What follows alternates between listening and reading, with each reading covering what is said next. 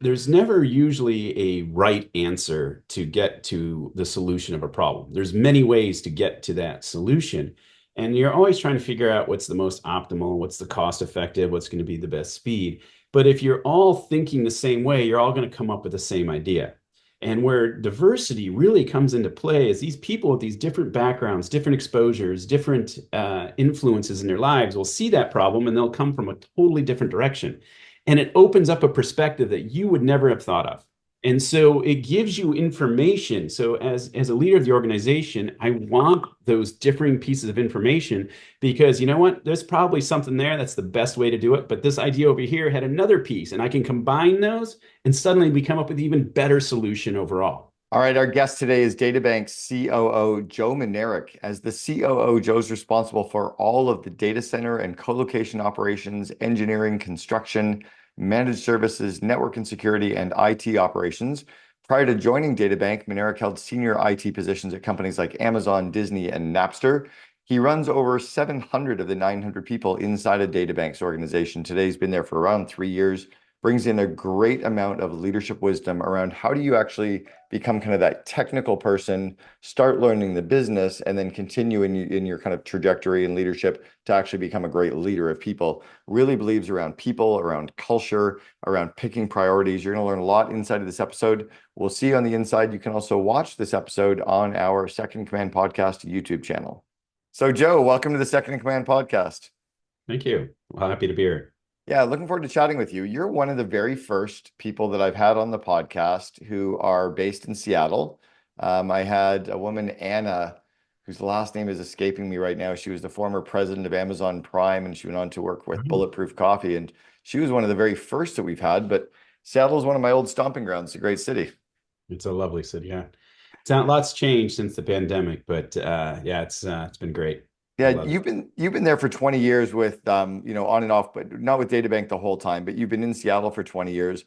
What's the culture of running a business in that market been like over the last 20 years when you're dealing with Amazon right in the middle of it all, Microsoft kind of right in the middle of it all, and then everybody else coming? But what's it like when you're in that market competing for talent? Talent's always tough competing in this general market. Even when I was at Amazon, you're always competing with Microsoft, Google, Meta have built up strong offices in the area. You know, it has become a mini Silicon Valley in a lot of aspects for that with all the tech talent and growth that's happened all around us. So, yeah, it's pretty competitive overall. I remember back in the 90s and 80s, they had something called predatory pricing where they prevented, the government, which I don't love, but the government put laws in place to prevent the big companies from coming in and buying up market share by lowering their prices and buying up all the customers. Now it's almost like predatory hiring where the big companies have just got so much money and they'll, 150 grand for an executive assistant where you're like, wait, it's only a $50,000 job. How do you compete against something like that? Is it culture? Is it vision? What do you do to compete, or do you just have to throw money at it as well? The hyperscalers definitely kind of set some of the thresholds and can throw money at people. And that's something you have to combat. When you're a smaller company, DataBank isn't that small, but it's a smaller company overall compared to a hyperscaler. There is a lot to be said about the culture, the people you're working with, and the innovation that's happening at the smaller customers. In the customers you get to deal with. So when you're dealing with a hyperscaler, you're a small cog in a big machine, and so your exposure to those various pieces becomes much more limited across the board. Mm, And they have their cultures have high expectations in what they can have access to and what they can drive to. Whereas, with DataBank, a lot of it is about our culture and people. And, when our employee surveys, the employees love the people they work with. It's what keeps them there. It's what drives them and the impact they have to the business, their ability to feel needed and wanted and make those impacts across the board is important to them. The relationships they're able to build and how we're able to service those needs all become very important. And it drives a lot. People aren't always fully money driven. We've had a lot of people go, oh, I can get a bigger paycheck, and they leave. Next thing you know, right. they're knocking on the door, taking that pay cut and coming back because they're like, I didn't have fun. It wasn't rewarding. It did I wanted to go shoot myself in the head after a while, right? It's like, and I always tell people that the grass isn't always greener. It's just a different shade of brown. Everybody That always has problems and issues at their company. They may have solved something that's a problem for us, but they're going to have a different problem, and may not like it. And if you don't enjoy the people you're working with and solving those problems and taking those companies to where they need to be, it's no fun, and it's going to burn you out. I love what you talked about, when you're with some of these bigger companies. And by the way, I've never heard the term hyperscale before. I've heard of hypergrowth, but it's true. It really is hyperscaling when these huge organizations in 25 years growing to what they are today. It's a whole different level of growth. But you talked about you're just kind of a cog in the machine, which is so true. How do you sell against that cog in a machine when it's in the job posting, the initial? I understand when you've got them in front of you and you've got them in the interview process, but how do you start to attract in the right talent when they're still a little bit enamored with that brand or their package? Is it something you put in the job posting, the marketing and recruiting, or do you just wait for the candidates that come in and sell them then? Yeah, it's a little both. You really need to be able to talk to people to help them understand. You can put a lot down in writing, and people won't grok what the real impact is or what the real scope of work is going to entail. You can say, hey, I need a data center engineer that's going to work in data centers, and it'll sound exactly like the same kind of thing, a hyperscaler is looking for. And then they're going to be like, well, what's the difference, right? And so a lot of it is that people and culture, the types of products we're working on, the growth that the company is experiencing, and DataBank itself isn't like I said, it's not a small company. We Right. we have the largest geographic footprint in the US, right? From a number of data centers that we have, over 70 sites in 27 markets. So with that advent, it gives people the ability to understand differentials and nuances that happen through there, and how to manage and build that stuff. So a lot of it is we kind of, you tout some of that in it, come join our culture, but we have a reputation in industry. People talk. All people Right. talk across the industry. So they understand it, they learn it, they hear it.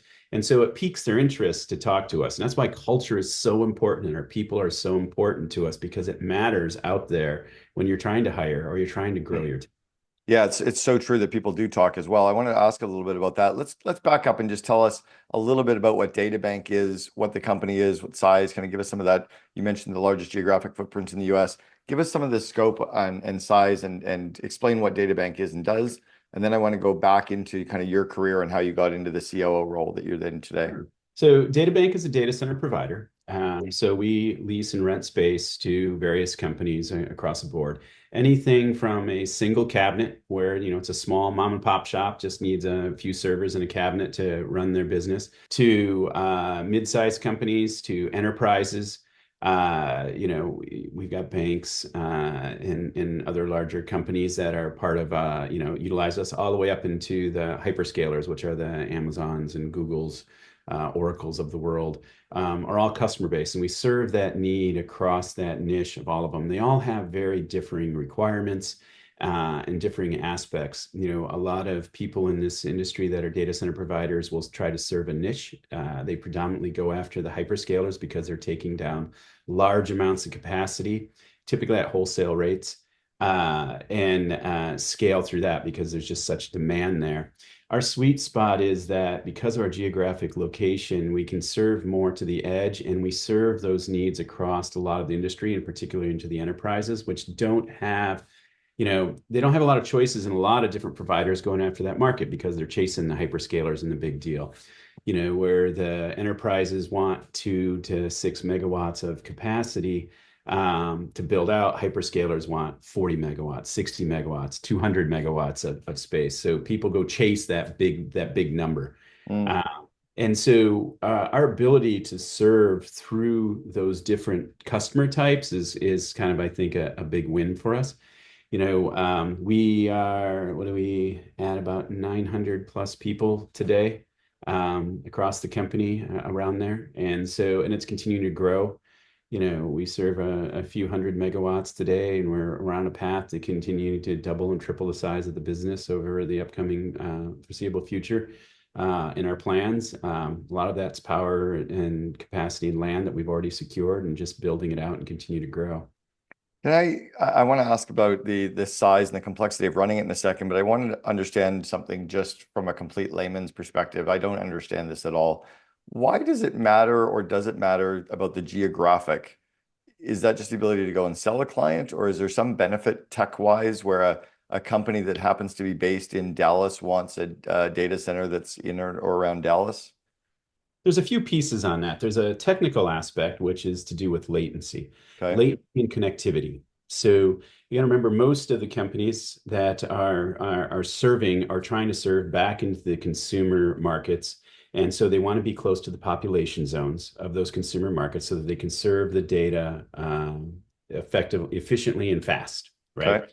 And so think about it. Everybody's connected today. Everybody's got electronic devices. We're talking over Zoom, right? Yeah. Across the internet. Everybody's got an Apple Watch, iPads, cell phones. Everything's interconnected. Even got smart freaking refrigerators and washing machines these days, right? All of that data needs to interconnect back to applications and hubs to make it worthwhile and utilize that stuff effectively and efficiently. Even your connected cars today driving down the road. With that, the businesses want to get to that data fast because latency matters. You don't like to sit there and wait on your phone or something to load, or if video's got, jitter and stuff happening and messing up. You want it to be quick. So they want to be close. The second aspect is a lot of these businesses, they got to maintain those servers themselves. So they'll put them in a data Mm, center and they're like, I need to send a tech over there to maintain it.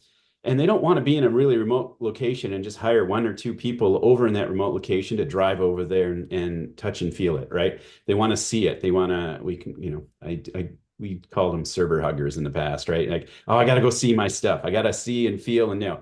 You can work remotely and you can manage that through that aspect depending on your business and what you need. You can use remote hands in a data center to manage that, which, services we offer. But a lot of people want to touch and feel it themselves, and they want to be able to say that they control how that hardware is set up, what they're doing. Hard drives fail, memory fails, this box needs to be replaced. You're going to add new boxes for growth. They want to be able to be there. So it's going to be, again, in those population zones and typically close, especially in the enterprise worlds, close to the companies that are building it and managing it. mm. And then do you own the hardware and lease it to them? Do they own the hardware and put it into the data centers? How Now, does they're that work technically? predominantly in a data center environment. They'll buy their own hardware. They're basically leasing space and power from us. We'll build out an entire room for them, a whole building for them, or down to a small rack where it's got a locking door, or a cage where they'll have, a mesh cage around it with locks and that are both accessed through multi-factor authentication. What they'll do, they'll have their own badges, they'll have their own access. We will deny access to anyone else. They have, secured access into the facility. So they can put their gear in there and feel comfortable about it. But it's managed through that. And then we control the power and the cooling because all of these servers generate heat. And so we have to ensure that, the air conditioning, basically on layman's terms, is working properly. So think about it, we're renting out a big refrigerator and we have to keep all the goods inside at the right temperature to make sure they work properly. That it gets very complex when you have differing customers with differing requirements and different equipment in there. You'll have heat spots in different areas of the data center and have to be cooled differently, and how it's laid out and what that capacity is and how it's managed, and different power draws that you got to manage through. And then if there's always breaks, something Mm, always fails. So you got to manage that power goes out over here. How has it failed over properly? Have you built the right redundancy through the whole system to manage it? Utilities go out, right? People go home and turn on the air conditioners after work, and suddenly there's a power outage going across the board, right? Because the grids can't handle it today. So, our data centers got to be able to fire up generators and do that so no equipment goes offline. And so it becomes a pretty complex system to be able to manage that power and cooling on those availability aspects, and to meet all the customers' requirements around that. what are the 900 people doing inside a data bank? How would you kind of split that up between like sales, marketing, ops, tech? What's kind of lay of the land in terms of the people? So a little over 700 of those people are in my organization, which is maintaining and managing the data centers, everything from the engineering and design to the construction to the operation of those facilities to the maintenance of all the gear and equipment to bringing on what we call service delivery when a customer places an order and they're like, hey, I need a cage this size. We go build the cage. We spec out the power they're going to need, how many whips, which are basically the plugs they're going to plug into, manage all that build out for them. So that entire piece of the organization and security, right? So we look at all of security requirements. We set up those pieces. That's the majority of the organization. Hmm. We have another organization that is called Managed Services, where we offer kind of somewhat of a offering, much like the Microsoft, Google aspects out there, but it's more customized to kind of the enterprises because they need stuff that's a little more specific to them. So we can do a lot more of that customization and support for those organizations in building stuff out and managing that equipment for them. So in that aspect, we will manage some servers and things where they just keep totally hands off and they're just pumping their applications into it. But then the rest of the company is kind of our finance, marketing, sales, HR kind of pieces of the business. So it's a Uh, much smaller portion overall. Now, when you're the COO of a company of this size, 900 people, you've been there for a little over 2.5 years. We'll talk a little bit more what you do day to day in a second. But what was your kind of verbal resume like? How did you get here? What were some of the things that you did along the way that gave you, I guess, the skills and the confidence and the connections to get into a role like this and to excel in a role like what you're in? Yeah, I started kind of on the operations side. So way back in the day, there was this company called Sun Microsystems, and they came out with these Unix machines. So basically, everything was Windows back in the day, predominantly. I mean, Mac was there, but predominantly Windows based. And when Unix and Linux started to come out, I started to learn and be a system administrator. So it was kind of understanding how to set those machines up, manage the operating system, doing adjustments in the OS itself on the kernel architectures and the CPUs, and kind of optimizing those for the best performance you could get as the advent of the web started to take off in the mid 90s, right? So that's where it became really, really important. As you're running, back in the day, you're running these, web services on them. So the HTTP daemon that was running, which was a process on there, you wanted to optimize a machine so that their website wouldn't go down. And so I kind of learned about the systems, and then they have to be interconnected on the network. So I had to learn a lot about the network and became a network engineer on the same point. What that did is I worked through all of these technical aspects. It gave me a really keen understanding of how to operate a site, how to manage a site. We started having to manage data centers at that time. It used to be back then, data centers weren't really a big building that you went into. They were a room in a closet Yep. or a chilled room that somebody built inside part of their office building. You'd have a side room. And then so With we had to with the start. argon gas that you had 30 seconds to get out of the room before you died, right? Yeah, it took a while for them to like, oh, there's a fire. You hit the button and all this cloud comes in, and then you realize people suffocate. So you got to keep Yeah. them out.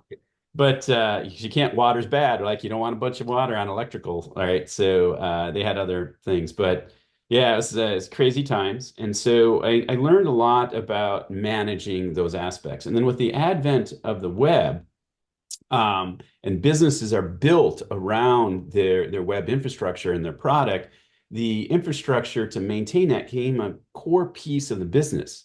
And so it forced me to actually learn the business and the business model and what the revenue was and how the costs associated with the revenue was basically driven off of the stuff I was running on the back end. And so it kind of merged into both a technical acumen and a business acumen that I had to Mm. understand as we I was managed. wondering where that started. Keep going.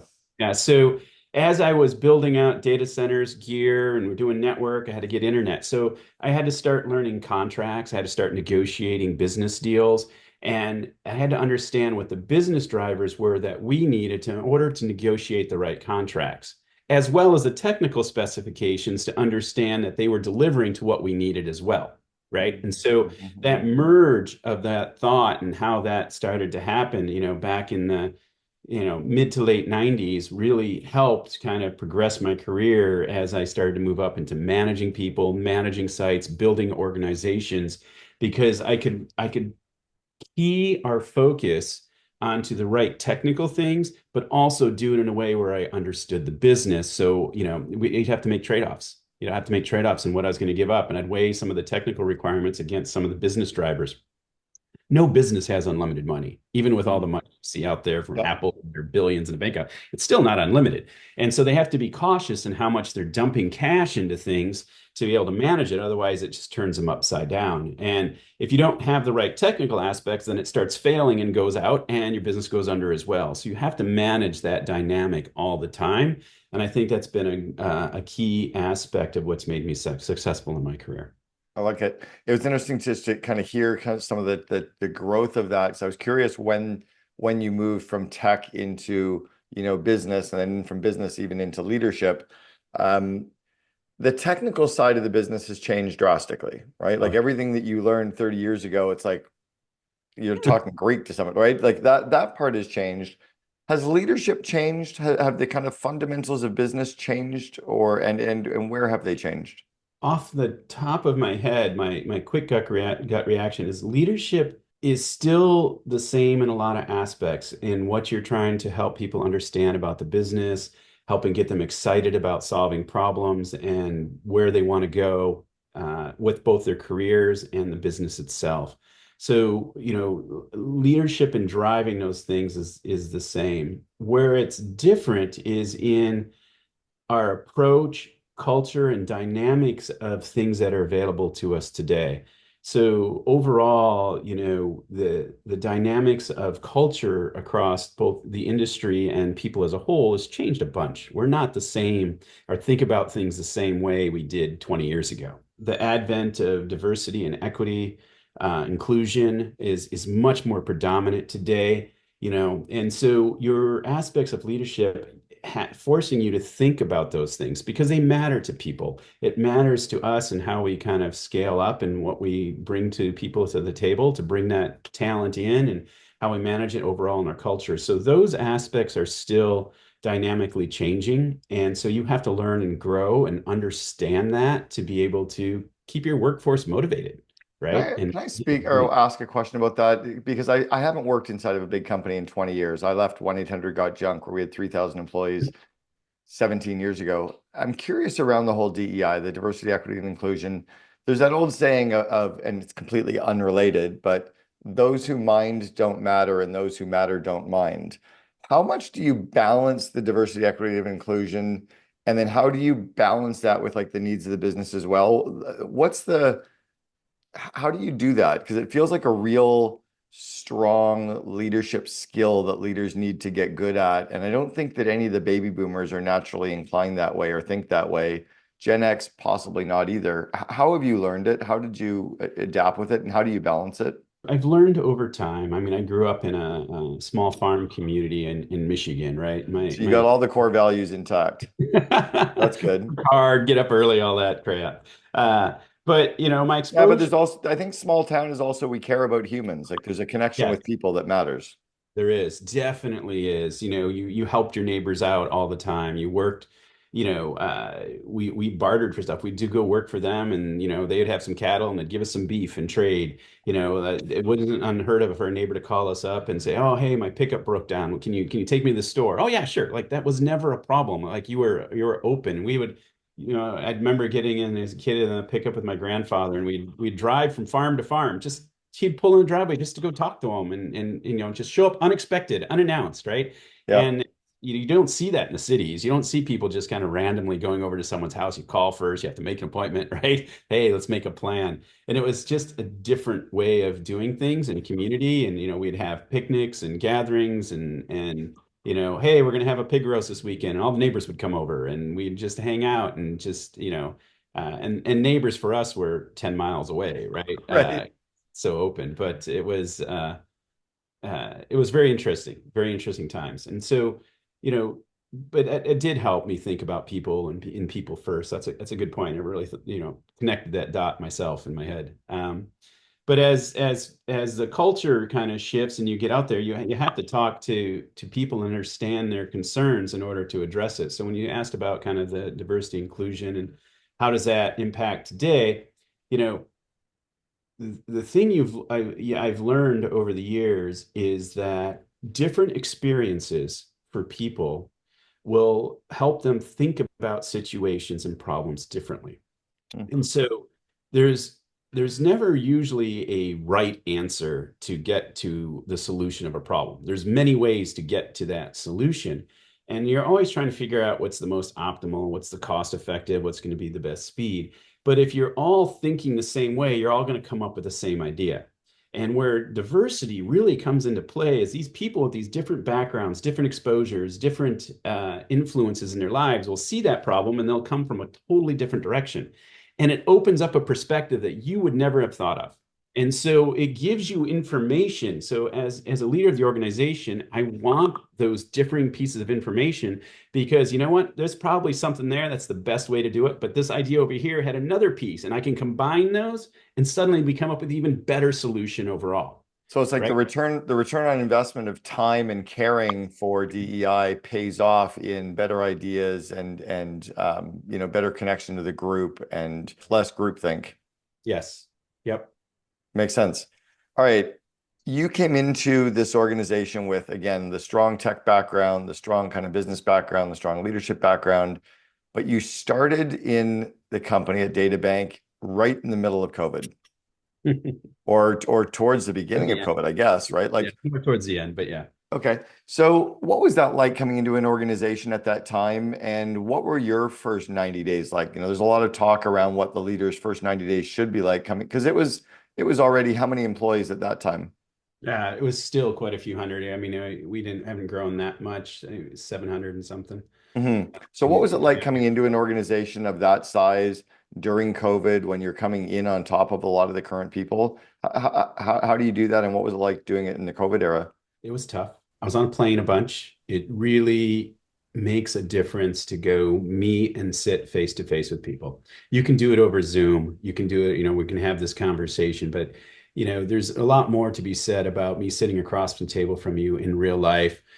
Conversations can take different directions. We're not limited on time. You can read body language a lot better as you manage through that. And so you can really build a personal interconnection. So getting on a plane and meeting with a lot of the people was helpful, extremely helpful. A lot of Zoom calls were for those that I couldn't meet across the board. Again, this is something I always was a mantra of mine at Amazon. New people would come in and they would immediately go, "Oh, that sucks. That's a problem. We need to go fix that." And they'd start marching to go do something like that. In a very specific technical term, they're right. Whatever they're approaching was dumb or sucked or not good. But there was a reason it was that way. And you have to understand the reason that drove that outcome, because whatever that outcome was being operated today was right for the time that decision was made. It may no longer be right, but there's underpinnings that cause that. And so you have to dig in and go, well, why are we doing it that way?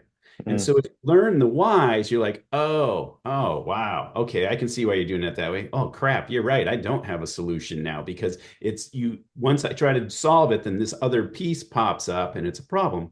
Now you might go, oh, this is where that different perspective comes in. But maybe if we did it this way, it would solve for those. Okay, we're open to that. I had to take that same mentality going into DataBank. I don't know why they were doing some of this stuff their way. I really had to sit and listen. I had to sit Mm. and understand why they were doing things the way they were doing things. They had done a lot of acquisitions. They were in the middle of, closing up a big acquisition for a number of sites. Their systems were kind of, still being integrated. So there was a lot of problems and things weren't working right as they were trying to get the data there. And people were frustrated. And so, but understanding those pieces and then being a perspective of how we can get through it, like it's okay. Like it is what it is today. We're going to make it better. How can we make it better? So viewing all of those pieces, understanding where the sore points were, but then really talking to the individuals, because the guys on the ground, they know where the problems are. They live and breathe them every day. As an executive, you can come in and you can see a problem. You know that a process or an end result's got an issue, but that underpinning that the guy on the ground knows, you don't know. Yeah, you don't at That all. makes yeah. Got to make sure you What make the right decision to help the person on the ground because that's immediately how it's going to go up. So my first 90 days was really a lot about absorbing a lot of that information. how did you absorb that and how did you get to know people? Was it just a lot of meetings over Zoom and a lot of talking, or what was your first kind Yeah. of specifically in the first 30, 60 did you do? So it was a lot of talking, a lot of meeting with people, a lot of reading what documents they had. asking a lot of questions, right? One of the things I learned at Amazon that kind of drove home is being data driven and really figuring out and learning things from data points. And so I would start asking the teams, well, show me this data, help me understand this piece of data, and find out the teams didn't have that. Okay, well, can you go get it? So they would go get it, and then they'd be grumpy because they had to do a lot of work to go get this data that they didn't have to do before. Okay, well, then let's build a process so that makes that easier for you. But by the way, the data you get just told me, here's what it shows me. And they'd be Mm, like, well, yeah, you're right. That's broken, and here's why. And I can see the data on it. And I'm like, great. So this is a focus point that we need to fix, right? And then they suddenly would have clarity on how to manage into these problems. So, and then it would uncover something else. And so it was this compounding effect that we could start digging into it. And then, I had to start really learning the business side of it too, sitting sure. down with Raul and the other business leaders of what was driving them, where were we going, so that I could make sure from the priority of the things that we had to fix, I was impacting the business in the right way. Because some of the things we had to fix, we can live with that. Like, we don't have to fix it. Yeah, it's a pain, but now I got to help the people understand that. Like, well, I'm not fixing your problem or why it's a lower priority. So then I would say, well, here's my top 10 priorities in what we're doing. And suddenly, with people understand, I'm like, well, do you think yours is more important than in these 10? And help me understand why. Now, sometimes somebody would come out of the blue with something. You're like, oh man, you're right. We're going to readjust our priorities, right? But for the most part, people are like, oh no, those are the right things. That's where I want to go. I can understand it.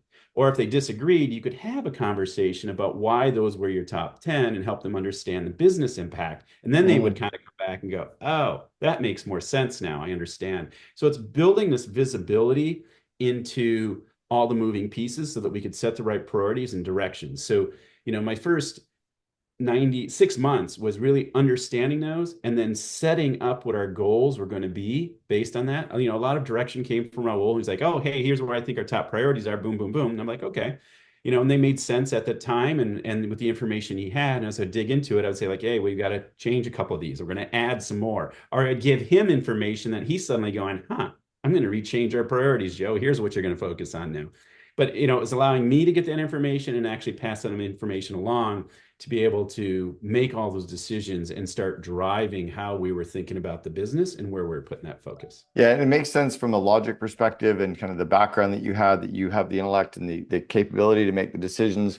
I remember in the movie Tops, now this is going back 3 decades, but there was the head military cadet at a school was Timothy Hutton, and his father, kind of this general from the outside, came in one of the scenes, and he said to, the head of all the students, Timothy, he said, the other students, the other cadets will respect your title, but they need to respect the man. They need to respect the person. How did you gain the respect of the people coming in? Because they all respected, okay, here we go. We got Joe's coming in. He's COO. So they all going to respect the COO title. But how did you get them to respect you, like you, connect with you in the first, how many weeks, months it takes? That's a good question. Probably a better question to ask those people. Right? I can guess at it, and it's one, listening to them and understanding where their issues were, Mm, and two, actually delivering and solving some of the issues that were impacting them, right? Showing, people earn your trust is earned. It's never just given, right? And they had to learn to be able to trust that I was going to do the right thing for them. Um, I'll give you kind of an example. Amazon's culture is can be pretty harsh. There's a high demand for mm, people to work a lot, and people were afraid that I was coming in as a almost 17 years at Amazon uh, with that culture and going to drive them to the ground, right? They were worried I was going to be harsh on them, and through that, Amazon's culture is to constantly raise the bar on your talent. So you are evaluating and letting go your bottom percentage every year, right? And wow. trying to bring in higher talent Yeah. and manage to it. So it gets kind of a little bit cutthroat. You're worried about your job a lot. And so, people were really fearful that I was going to do that to this organization. And then I came in and said, you know what? I don't like our review process. I want to change our review process. Now, they already had this fear. And suddenly I'm coming in and telling them that their rating systems and how they're rated and viewed is going to change. Man, I almost had a mutiny. They Yeah. were not happy, right? And it took a lot of time talking to them, listening to them, and understanding their concerns for me to be able to address them. And then going through the review cycle a couple times to show that that wasn't the thought. My goal is to make people better. And if you don't have the right bar and people are just kind of coasting along, they're not going to make themselves better. You got to challenge them. And look, and in any organization, in any number of people, you're going to have people that aren't right for the job for whatever reason. They might not just understand it, might not be good enough, might be a personality, a cultural fit. There's always something. But I want to give them the chance. And so when we go through the review process, I want you to tell me what's the issue? Why would you rate them low? And do you have the bar right? Because not everybody is awesome. If everybody's awesome, then who's your best, most awesomest person, and who's your Right. worst awesomest person? Like, hey, we'll change the terminology if I have to, but you're going to look at these people, and some are going to need help. And so those that need help that you'd kind of put towards the bottom, is it training? Do we have to work with them more? Do they have a different style that's just not conducive? And how do we adjust to manage to that style? Really understand it and give them the opportunity to go through it. Give them the training. Let's open it up and let's manage that for people to succeed.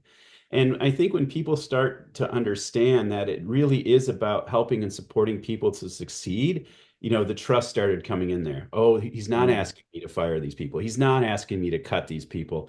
And I want to understand it, but I also want to understand your plan. And that helps you be a better manager as well as a better individual down there because you're getting the right coaching to succeed. And it's all about, Totally. I want to know what their career growth is and what the progression is and how you're thinking about it. And helping them understand that, look, in a company, you're always going to be limited. Not everybody can be the CEO. You're going to have one, right? So how do you manage that up? If somebody comes better and better and better, and suddenly they hit the ceiling because there's no place for them to grow into, so those positions are filled, what do you do? How do you promote them? How do you keep them? And a lot of times you can't. But what you Hmm. can do is give them the right opportunities and skills to advance their career. Because you know what? They'll come back and they'll remember that. And when they come back, they're going to be stronger and better for you because a position may open later and you're like, oh, I can tap that guy. I can, or person or female, whoever it may be. So they'll come back. And we've had that. We've had that happen a number of times. Of And they course. bring this experience with them and commitment and dedication because they love that somebody is supportive and they know that culture is there to support them to continue to go. What percentage of your time do you think is spent on developing and growing people versus, the tactical of doing work? Oh, geez, at least half, if not Mhm. more. Yeah. It's a lot of listening to people, coaching them, helping them understand the nuances of through their organization, and it's even how do you understand priorities? How do you run that piece of your organization as part of the business? A lot of it is interspersed with coaching. It's not just, oh, we're going to go build a data center and need Right. 10 megawatts. You're going to do this on a technical diagram. Like that's a small piece. Actually, the more I think about it, it's probably 70%, Yeah, it's a 80%. lot of it is coaching, delegation, situational leadership, right? It's really the aligning and growth. So talk about, I want to ask one quick question before we wrap on priorities. You mentioned, if you're coming in with the top 10 priorities, how do you decide which are the most critical priorities? Like how do you rank them from, or do you rank them from like the order of highest impact to lowest? Like how do you decide which ones to go with? Because there's a million things we can do. How do you narrow it down to what we should be doing versus what we could be doing? We look a lot at impact. So it's impact to the business and impact to the organization and the people. So those help drive what we're doing. So Mm. ultimately, your business has got a business plan over the next 10 years of achievements that you want to make, either through growth or expansion or things that you're developing. And so, in order to hit that plan, we have to have things in place to be able to do it. And there's things that can make it easier: automation, different process, talent. As we scale up the organization, as the business grows, you're used to in a small business, you'll wear a whole bunch of different hats. I can do the finance stuff and I can do the procurement stuff and I can do the accounting on this. Like, so I can wear all these hats and do all this stuff. But as you get bigger, there's just such a volume of stuff. You can't do it all anymore. So you have to start compartmentalizing. So as we scale up, we look at where are those compartments going to be? Where do I need to put the resources? Mm, So as you look at those pieces, that drives a lot of priorities for you and what you true. have to have in place. Now, your secondary aspect is once I see those pieces, how do I make them better? How do I get there more efficiently? I Mm, can't do linear scale on headcount. How do I make my headcount more efficient? I've only got a certain amount of dollars I can spend to get the business there. So how do I make that more efficient? And that's where automation comes into play. Ease of process comes into play. Looking at the data that is telling you where the things are wrong that are going to be your roadblocks. Those all start to become the priorities to be able to get there. What's going to impact my cash flow? What's going to impact my ability to bill customers? Or what's going to impact my ability to serve customers? What if I have outages? What about the people workload? My people all burning out because I have a floundering piece over here that just mm. needs some help. Those all, you look at a combinations of those, and then you go, okay, with my limited amount of time, resources, and people and money, what's the best ones to put that to work? And then it's a multi-year plan, right? You're like, this is what I can do this year, but I'm probably going to get to that in the next 2 to 3 years, and I kind of keep that down, and we keep that list. And then as you're talking to people, those priorities sometimes change as new data, something changes in the market industry and the business, readjust those, but keeping that in sync with the employees so they understand it, as well as my boss and the other executives, keeps us in line. And it, That, and it helps us adjust real time if we need to. that's interesting that keeping the priorities in line with people so they understand, because often it's not just choosing them, it is the alignment. All right, let's go back to the 21, 22-year-old Joe Minarik, and you're going to give yourself some advice. What advice would you give the younger you that you know to be true today? Advice about what, getting into this type of role or business, or Business in general, life in general, whatever you want. when you're 21, 22, you think you know everything and you're all gung ho, right? You look at things and you're just like, that's just dumb. We should do it this way, right? You got strong opinions based on, your limited life knowledge, right? Take a step back, listen, learn, understand what drivers are because it will open your eyes into the right solutions, or how to solve things differently. Really listen to people, right? Because people, like I said, people in the trenches understand the details of why something's a certain way or what the problems are they have. And you got to take some time to listen and just don't think, they're dumb. They're just doing it a dumb way. I can be better at this. Like, understand those pieces and listen. You may have a better solution, right? And that's great.